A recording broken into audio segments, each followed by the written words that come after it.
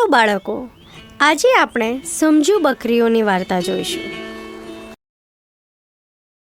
એક મોતીપુર નામનું નગર હતું.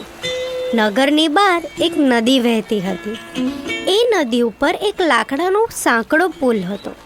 નગરના લોકો એ પુલ ઉપરથી અવર જવર કરતા હતા. ચોમાસાના સમયમાં આ નદી બે કાંઠે વહેતી હતી. બપોરનો સમય હતો. એવામાં પુલ ઉપર સામસામેથી બે કૂતરાઓ પુલ ઉપર આવે છે. બંને કૂતરાઓ પુલની વચ્ચે આવીને ઊભા રહ્યા અને એકબીજાની સામે ભસવા લાગ્યા.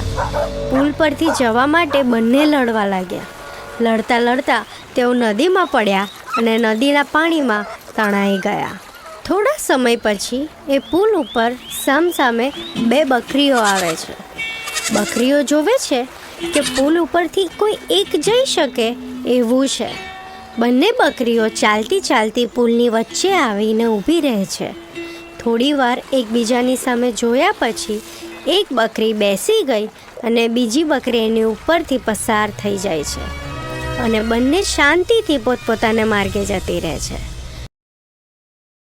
જોયું ને બાળકો, આ વાર્તા ઉપરથી આપણને એ શીખવા મળે છે કે મુશ્કેલ પરિસ્થિતિમાં શાંતિ અને બુદ્ધિથી કામ કરવું જોઈએ. ચાલો બાળકો, ફરી મળીશું નવી મજાની વાર્તા સાથે. આવજો.